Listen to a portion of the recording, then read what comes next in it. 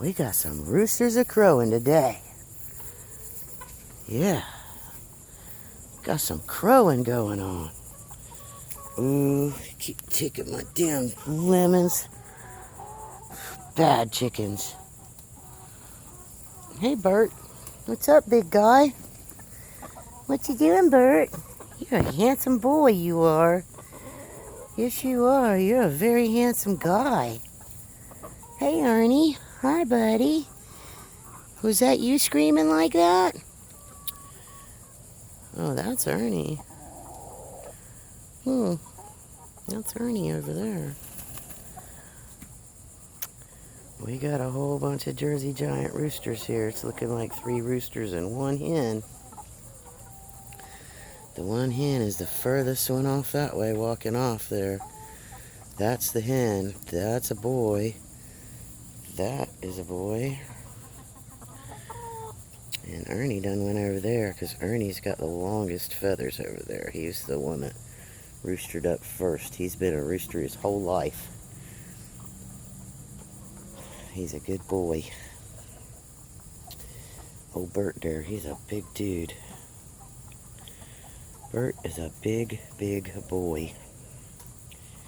And Jersey Giants are big too, but I mean, Bert is just... None of them were supposed to be... Well, the Jersey Giants I did buy as a straight run, but the Barred Rocks were supposed to be black Astrolorp pullets, and obviously they're Barred Rocks. There were supposed to be no... The Rhode Island Reds were bought as pullets, and you can see Mr. Red right there. I didn't get any boys out of the Buff Orpingtons. I only got 4 of them to begin with, and 2 of them were gotten by hawks.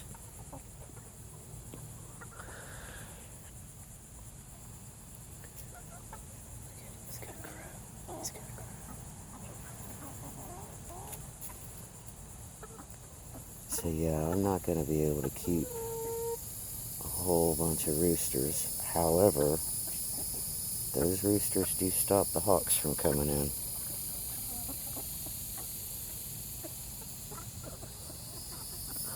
The sun just came out from behind the clouds. Holy crap, that got hot fast. Hello, my pretty girls. Hello. You're getting all that food. I gotta go get some more Johnson grass and vegetation to throw in here. This is gonna be the most incredible soil ever. Every couple of years I try to change. Oh Lord, I gotta get over there. Look at him go.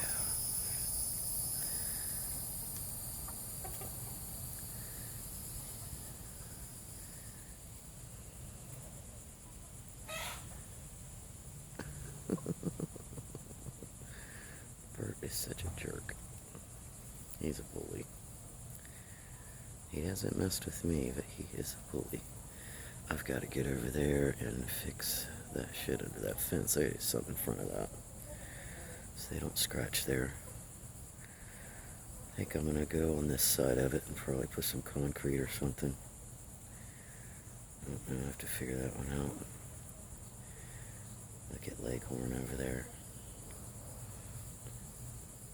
He is all about getting him some girls.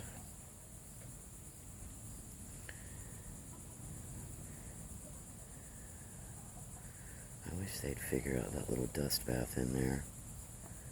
I don't know if I think they get in it now. Look at them rolling in the sun. Oh yeah, they love it. Yeah, I've got some good chickens, I do. Got some good chickens. Ain't gotten an egg yet. And oddly, everybody I know that bought their chickens from Tractor Supply, none of us have eggs.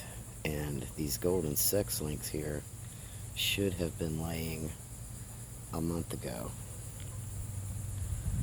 The Rhode Island Reds should be laying now.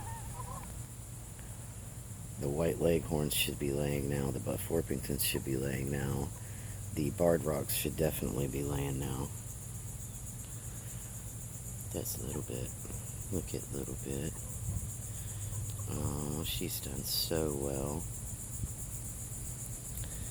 Poor thing had no wing feathers whatsoever, no tail feathers whatsoever. Now look at her. You can hardly tell her from the rest of them. She is a good girl. I fried up some... I never cook fried food. But yesterday I decided I was going to chop up some okras and I did some of these yard-long beans and some them big fat purple onions and sliced them all up and battered them up and fried them in olive oil. Oh goodness, they were good. I haven't actually fried food like that in about 25 years.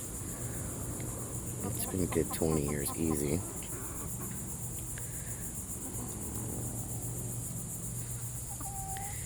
But yeah, I fried up a whole bunch of stuff last night.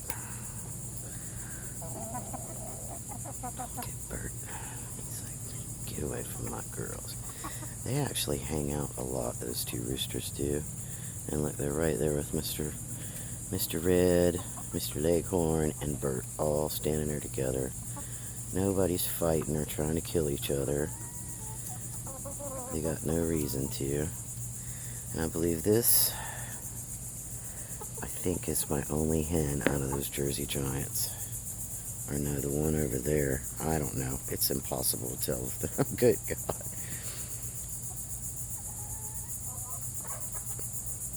Yeah, that one right there is the hen. She's the only one with chicken feathers.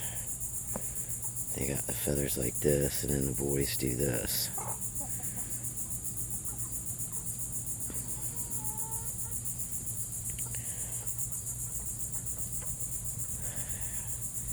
They are just chilling and have themselves a great time today. An opal is laying down in there at the bottom of the water while the other one's drinking. They are so funny. These chickens are so chill. Hey, Pearl. Hi, baby.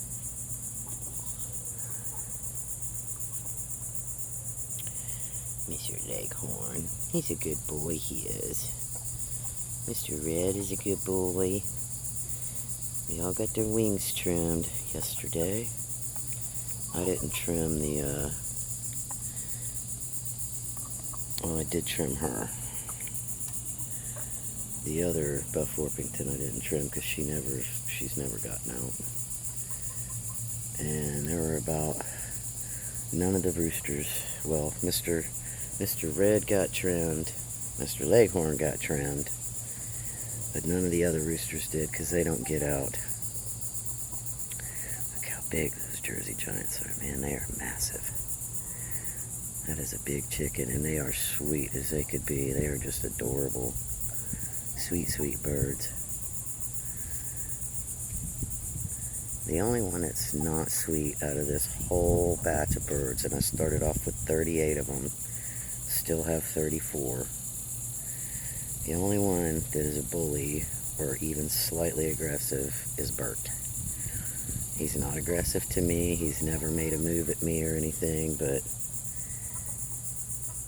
he bullies like when it comes to food and stuff. He's a bully, and I'm not really down with that. But as long as he doesn't ever attack me, he'll probably be kept because he is a brute and he does protect the hens. And he's not trying to mate with them 24/7 like Mr. Leghorn is. Mr. Leghorn is all about the booty. He sure is. He's a little fighting cock. He's not mean, though, in any way, shape, or form. He's not mean at all.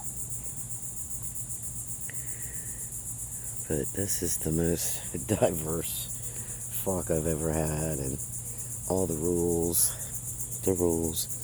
say, oh, the Brahmas are docile birds, and the worst rooster I ever had in my life was Brahma.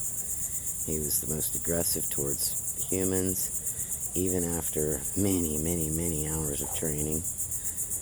And the Rhode Island red roosters that I was always told were horrific and vicious and mean, he's never shown any aggression whatsoever. He's sweet as he could be. You can reach down and pick him up and love on him. He's sweet as he could be. Bert the Barred Rock he don't like to be touched at all. But he's not aggressive to people. He is aggressive when it comes to his food, but he's not like mean about it. He just pushes his way into everything. Girls. Look at them girls. They was after something.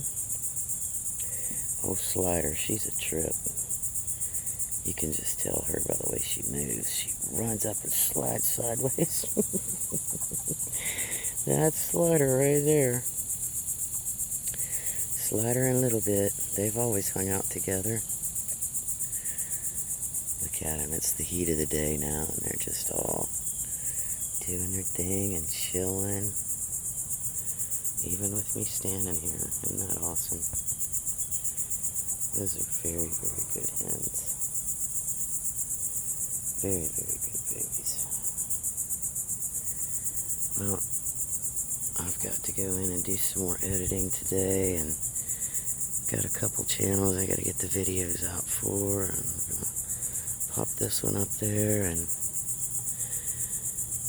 everybody, I tell you what, I love grapes. Look at these grapes. Look at this one taking off and doing really, really well.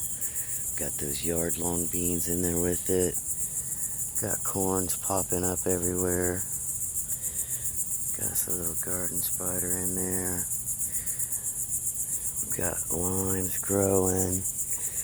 Plum tree, pear tree, peach tree, plum tree.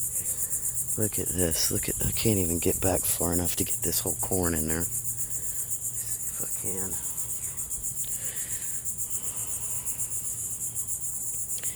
Yeah, look at that massive, massive corn right there. And the massive okra right next to it.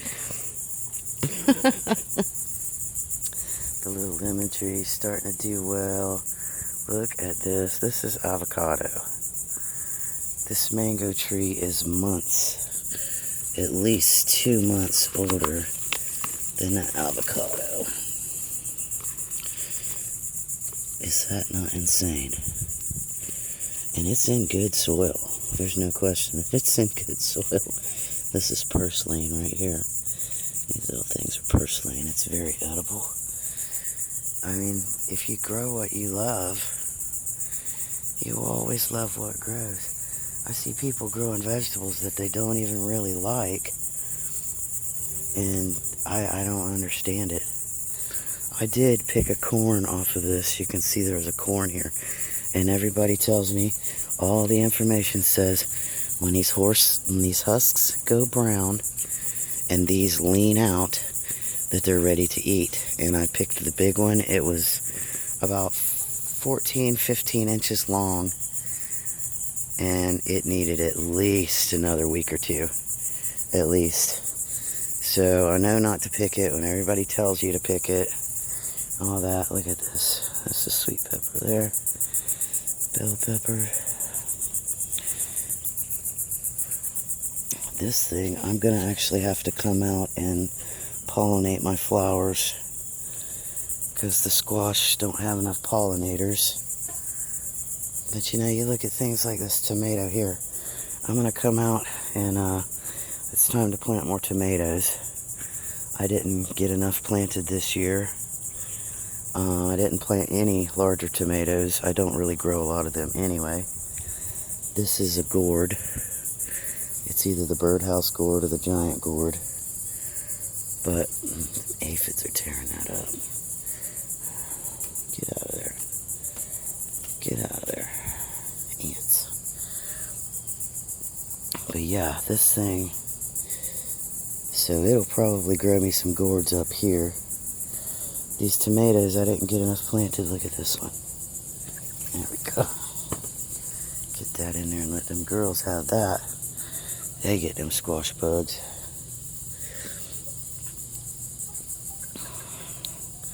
So yeah, I'm gonna come in here today. Like, here's a sucker. I'm gonna snip that out of there. And these will be my new tomato plants.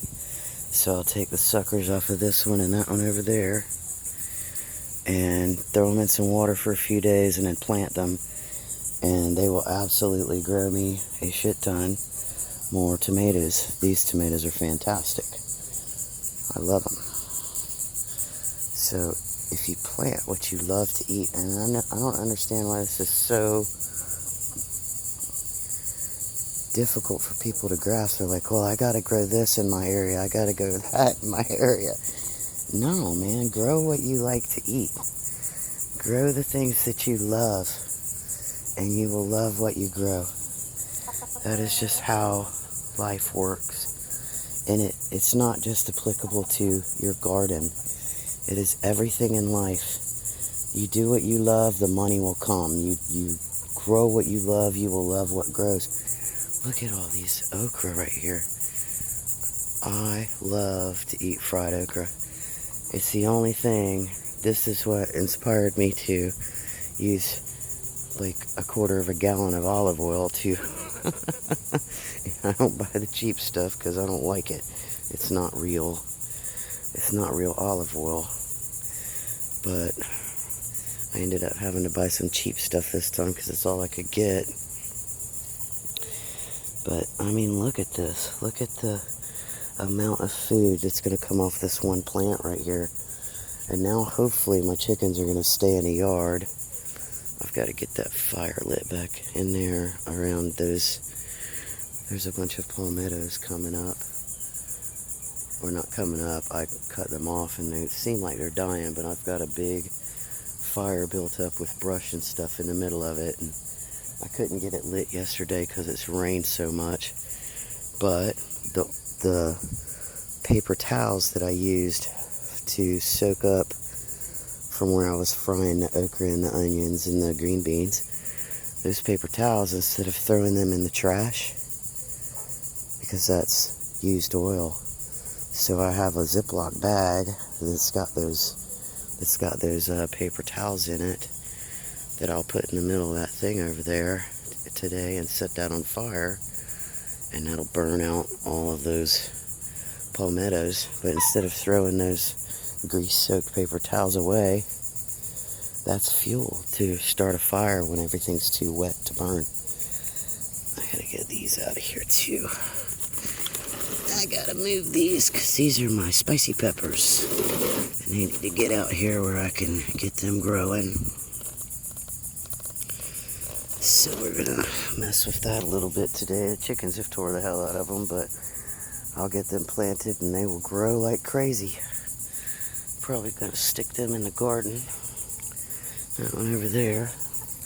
But yeah, man, I mean, you just put what you love in the ground and love on it. Love on it. Like this spot, the tomatoes don't like this spot a whole lot. They're not doing very well. So I'm getting these little tiny tomatoes. Yet this tomato is doing really well. They're still tiny, but if I get the weeds out of there, and you see there's an okra in there too. As soon as I get the weeds away from that, it'll start taking off. I had a melon here and it didn't do well, so that's not where I'm gonna plant my melons. I mean, just grow the things you love to eat. Grow the things you love in life and in your garden. Grow the things you love and you will love what grows. I mean, look at these peppers in here. There's corn growing in here. Over there's some gourds. There's This tomato, I'll take the suckers off this one as well. I mean, all of this stuff, that celery that came off out of that tank when I rooted, the celery butts from the grocery store, all of that stuff. This is just ate up with life, and instead of just trying to pull these weeds when they're tiny, I let them grow up a little bit. It gets the pollinators in here so that they will pollinate the things I have growing. And then this, I come in here every so often, no schedule. I just come in here and I pull all of it up, and the roots come up real easy because it's soft ground, and I feed that to my chickens. So all of this, they're like, oh, there you got stuff growing everywhere. Yeah, I do. I do. And it will do amazingly well because by scattering things and growing them kind of not in rows. If I lose one plant, I don't lose them all. The strawberries, I've got to get the sail. I've got a big triangle sail I'm going to put up here to shade off the strawberries. And then once the sun goes, once we lose a few hours of sunlight a day and we're not getting the shit beat out of us like we do here on the Space Coast of Florida, we get, the strawberries, I can't even imagine how many strawberries I'm going to have. Probably all the way through the winter, because that's how the strawberries grow here. Everything gets a little choked out in the heat, except okra, corn. They do well in the heat. They really, really do well here. I mean, obviously, that is, let me see, so right here, right there is 5 foot. That is 5 foot. And I've easily got almost 5 foot above it. So that's, I know it's not started at the ground, but that's easily an 8-foot plant right there. Easily 8 feet. This one over here, that one, look at that. And I don't know why they flower like this and then flower like that, but the ones that look like wheat at top are the ones that put off corn. The ones that have corn flowers on top put off seed. It's just so wild. And when you really observe nature itself and you're growing what you love to grow, you want to learn about it. So you got all this awesome stuff going on by things not being in rows and specific spots. You figure out where it likes to be, and then you can plant more in those types of areas. I mean, it's just letting nature teach you what it needs from you, and you being a good steward to the land you're on, and to the plants that you have, and to the animals that you have. Like, my chickens have messed up some stuff because they were getting out and they're being bad girls and stuff, but you know what? All in all, I'm thinking it's looking pretty good around here. And those chickens also, while they're out being bad and might take out a little plant or something, which once a plant's a certain size, they don't mess it up. They're constantly fertilizing these plants. So wherever their favorite place is to go and pick and peck, they're fertilizing it for you. They're putting a whole bunch of pure nitrogen in the ground. I've got these here were all scraggled up and the leaves were all burnt up. These are Japanese plum trees. This is a citrus tree right here. But I had 2 of these. The chickens took out one of them. But they were already pretty scraggly and beat up. They weren't real good shape, but hell, there's me a Japanese plum tree right there. I mean, look at this, lemon trees right here. Look at that. It's lemon trees in there. I gotta get all this grass pulled out of there and get these ready to reload with the stuff I'm fixing to plant. So I got a lot to do. There's always a lot to do. But man, grow what you love, and you will love what grows in life, in your garden, everywhere. Grow what you love, and you will love what grows. Y'all have a fantastic day, and much love to everybody.